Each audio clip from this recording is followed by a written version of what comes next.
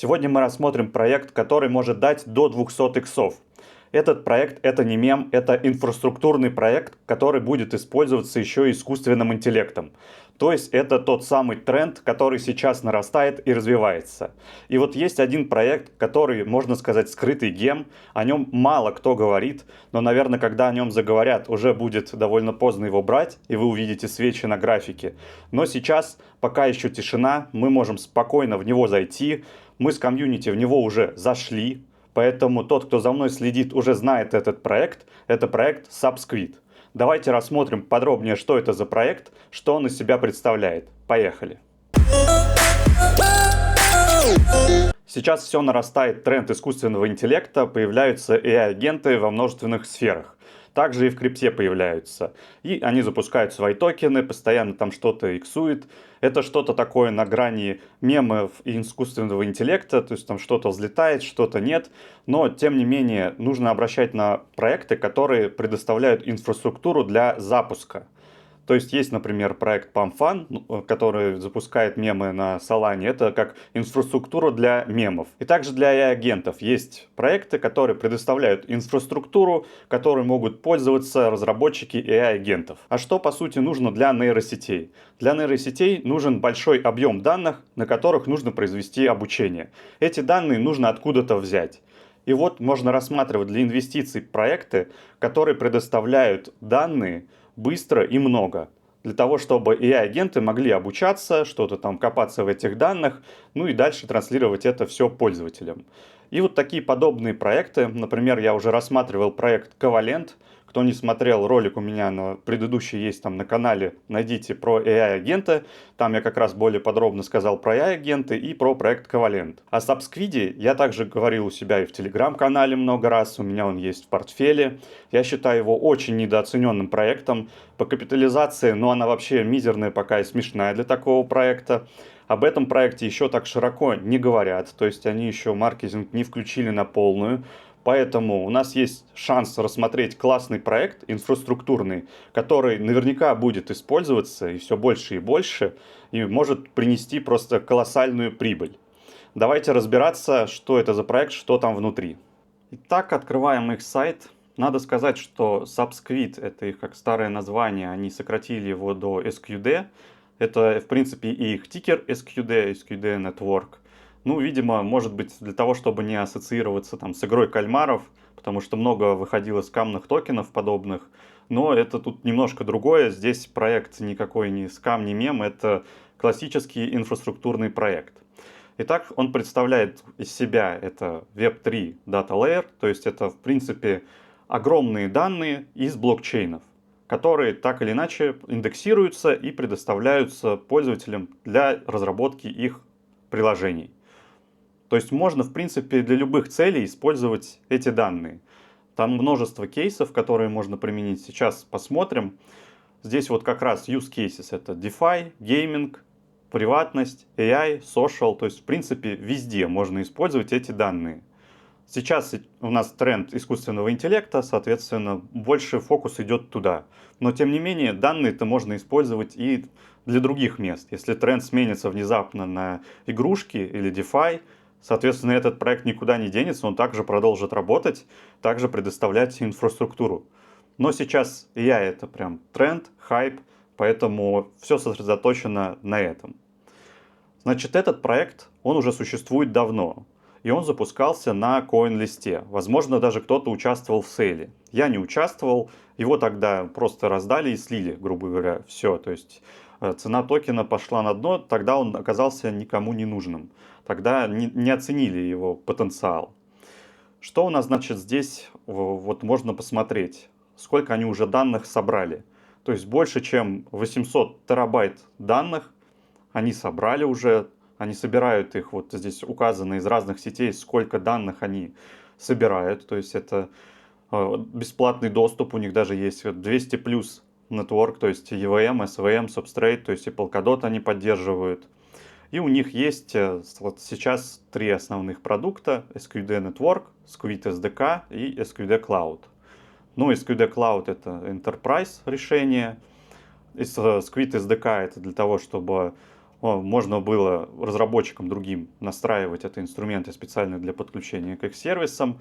Ну и SQD Network — это самое интересное, наверное, для нас, потому что здесь как раз разворачиваются ноды, там задействован токен, который нам более интересен как инвесторам. Но, тем не менее, возможно, даже разработчики какие-то меня смотрят, поэтому могут посмотреть, обратить внимание, откуда можно еще взять данные для своих приложений. Вот сейчас посмотрим, например, на AI, нажмем, у них здесь вот use cases.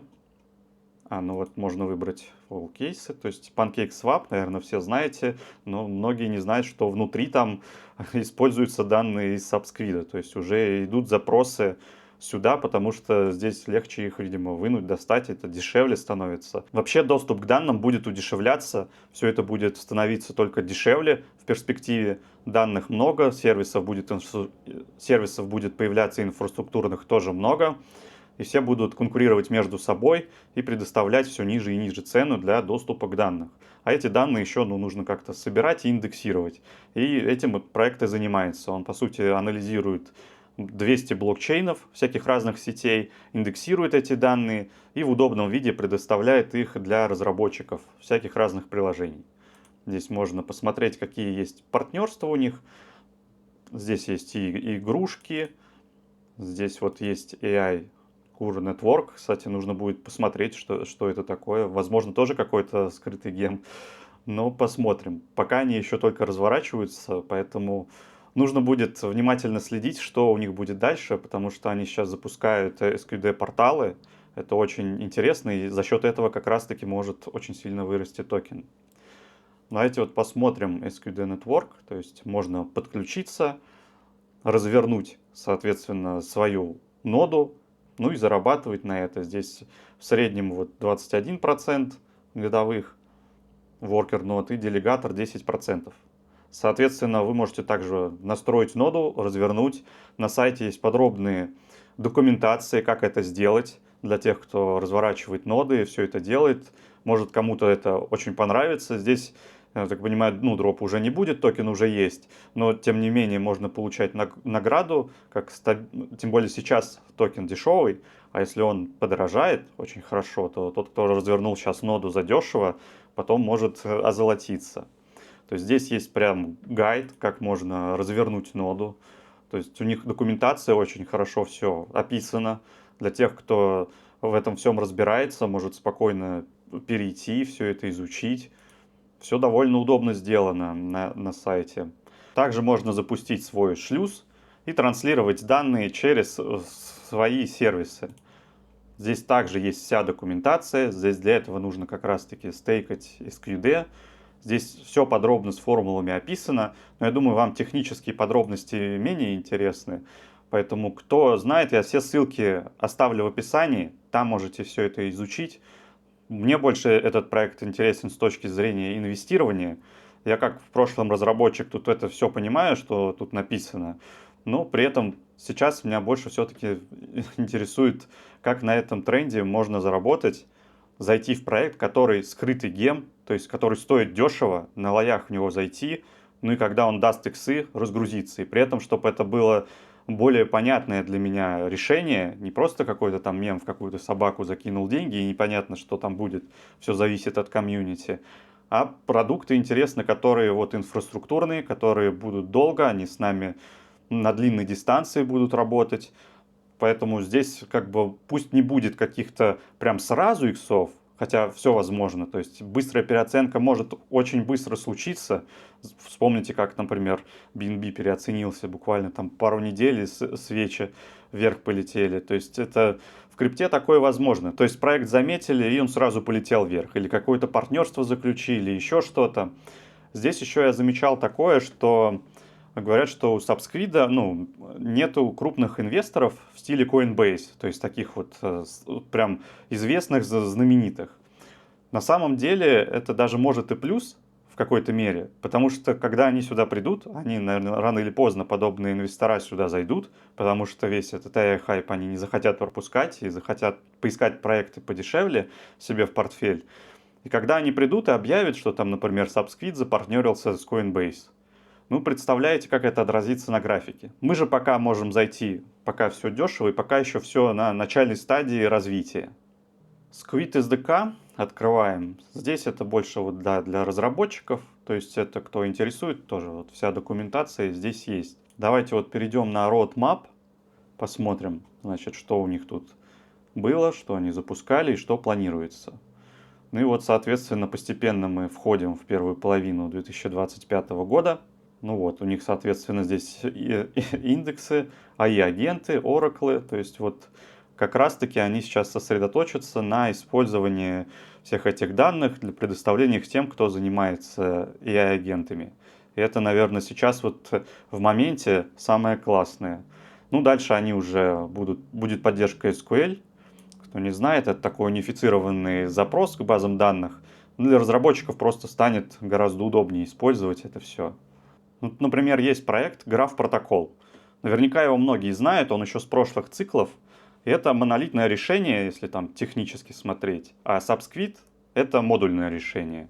То есть это более современный подход, более новые технологии используются, ну и он позже появился.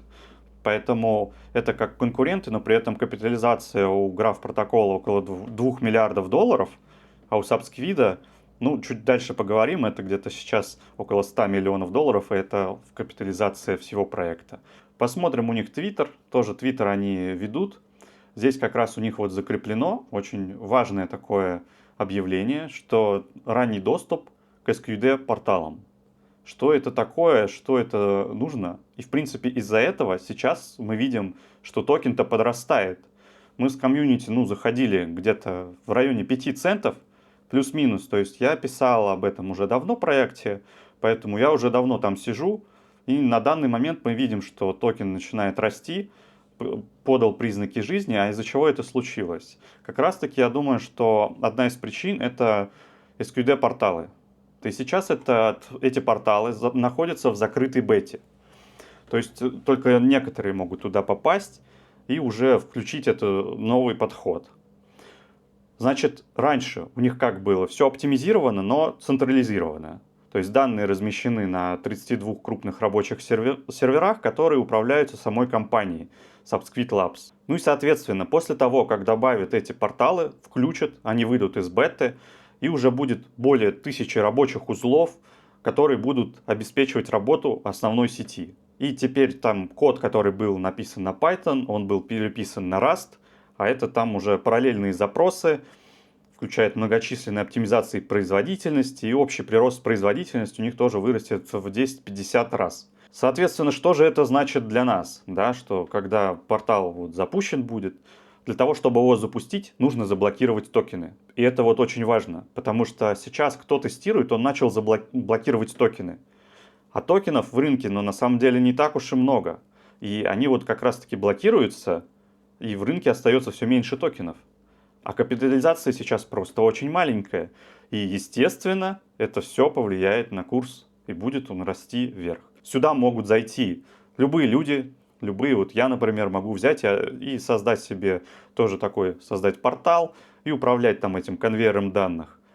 Заблокирую SQD, буду получать какую-то прибыль с этих данных, вот, а сам токен SQD будет расти. Ну и как раз таки из-за того, что здесь появляется скорость, оптимизация всех этих процессов, к данным можно будет обращаться, то есть анонимный доступ с токен-контролем и полным контролем над пропускной способностью и конечными точками.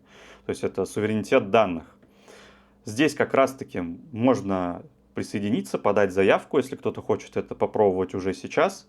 Но дальше самое интересное, что в публичное пространство это как раз-таки планируется в январе, наверное, в январь-февраль. Вот мы увидим как раз-таки, когда будет публичный запуск портала и дебют HotBlocks для децентрализованной потоковой передачи данных в реальном времени. После того, как это все запустится, они откажутся от старой модели и перейдут полностью на новую. И этот процесс они планируют завершить в мае 2025. А если мы посмотрим, у нас как раз-таки происходит волна роста вот до мая, обычно весной, а я жду альт-сезон. Как и многие, наверное, тоже вместе со мной ждут этот альт-сезон. И вот эта вот волна роста, она как раз-таки у меня, по моим ощущениям, попадает на весну.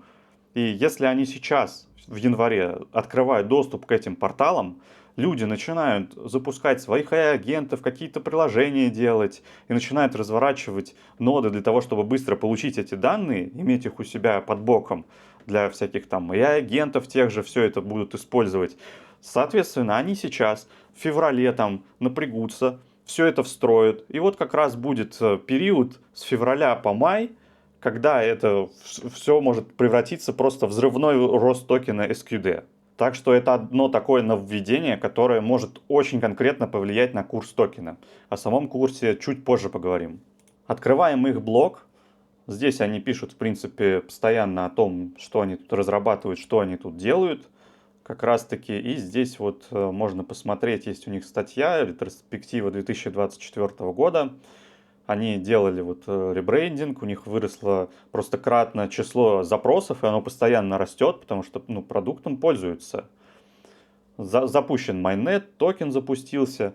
Соответственно, прошлый год у них был такой год запуска, причесывания проекта, чтобы он выглядел просто как конфетка, чтобы на бычьем рынке показать себя во всей красе. Есть статья, фонд M31 Capital. В этой статье довольно подробно все расписано. Ссылка также на нее будет внизу в описании. Можете ознакомиться. То есть это не я придумал, это вот фонды реально пишут о том, что здесь сравнивают. Как раз таки вот и граф протокол здесь упоминают. Здесь очень интересно почитать.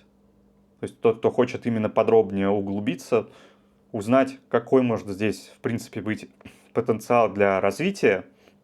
Мне тут, в принципе, уже и так все понятно, я эту статью уже видел, раз 20 ее перечитал, смотрел, как все, и понял, что, да, пожалуй, это недооцененный проект.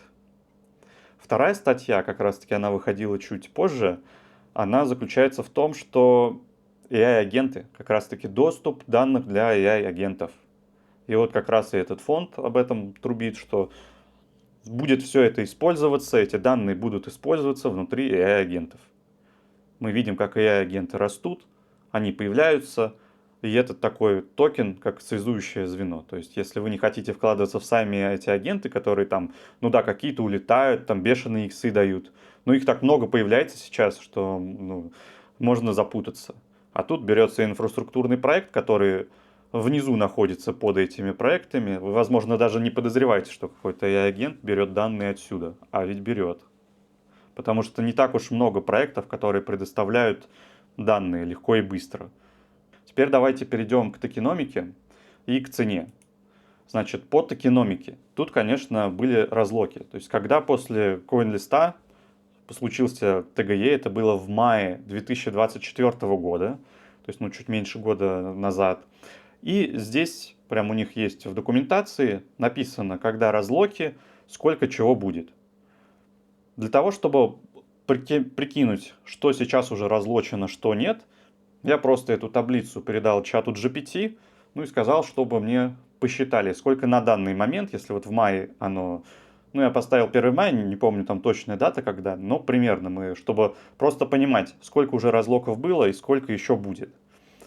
Здесь он мне все подробно, чат GPT, постоянно пользуюсь чат GPT, подробно все написал, расписал, проценты, и все. И получилось, что около 36% сейчас разблокировано, то есть в рынке. Грубо говоря, 1/3 токенов. Там 1 миллиард 300 миллионов токенов, общая эмиссия, и из них 36% уже в рынке. Дальше еще будут разлоки там, до конца, по-моему, 2026 года. Казалось бы, разблокировано всего лишь 36%. То есть еще будут разлоки, они будут давить на стакан. Но дальше я вам покажу цену, и вы поймете, что почему это не так уж и страшно. Итак, открываю Subsquid. Сейчас мы видим, что он стоит около 10 центов. Как раз тут была эта зона накопления, где я много раз упоминал у себя на канале об этом проекте. Кто хотел, кто услышал, тот зашел. Даже в роликах упоминал. А теперь мы видим, что на недельном графике, это недельный график, что выходим постепенно из накопления. Здесь как раз в декабре они запускают порталы, и начинают в январе, соответственно, еще сильнее их использовать. Токены будут лочиться, их будет все меньше в рынке. И самое интересное, мы смотрим, что сейчас капитализация 120 миллионов долларов. И это вся, с учетом того, что еще там залочено, да? То есть, а если с учетом того, что залочено, то есть в рынке у нас 36%, то есть 1/3. Грубо говоря, сейчас капитализация этого проекта, которая в рынке, это 40 миллионов долларов. У Граф протокола 2 миллиарда. Это схожие проекты. И вот теперь думайте, даже если сейчас выйдет вся эмиссия, это все будет стоить 120 миллионов. Вот по текущей цене. Со всеми разлоками. А разлоки они будут постепенные, они не сразу в стакан пойдут. Соответственно, ну что такое для AI-проекта инфраструктурного такая капитализация? Ну это ничто. Поэтому тут вот разлоков как раз-таки вот в этом проекте я не боюсь. Даже если в моменте там какая, ну просто будет, да, в моменте какая-то небольшая коррекция. Но с учетом интереса к подобного рода проектам, к инфраструктуре, которые предоставляют данные для AI, ну это просто как подарок судьбы. То есть мы можем зайти в проект инфраструктурный, примерно как и заходили фонды. Ну ладно, фонды там зашли по 4 цента, где-то так. Но даже так, была возможность у всех зайти по 4 цента. Они вот как раз эту цену, видимо, тут где-то около того удержали, 3-4 цента. Вот, и пошел отскок одна. А те, кто на коин-листе забрали, они, конечно, увидели, там сначала был рост небольшой, они там подождали, где-то до 20 центов оно подлетало, потом укаталось. Но они, скорее всего, вышли, разочаровались, все уже забили на этот проект. Как вот было с Неоном, который после коин-листа вышел, также укатался, никому был не нужен, стоил 5 центов, потом улетает на 4 доллара. Вот здесь может быть подобная картина, что просто раз и свеча просто раз на полдоллара, доллар, может 4 доллара, кто его знает, какое там безумие может начаться, если еще будут объявлены какие-нибудь партнерства. А я повторяю, здесь еще не было прям каких-то крупных партнерств. И это не всегда значит, что плохо. Тот же там биржу Hyperliquid, у них бэкеры были не очень такие, но при этом они раздали хороший дроп, у них все хорошо и замечательно. Поэтому это еще не самый главный показатель, что тут нет какого-то там Binance Labs на борту или еще что-то. То есть здесь в основном тир-2 фонды, но опять же, оценка еще очень низкая. То есть даже если какой-нибудь придет Coinbase Ventures, посмотрит на этот проект, захочет в него инвестировать, и он видит, что капитализация это всего там на руках это 30-40 миллионов долларов.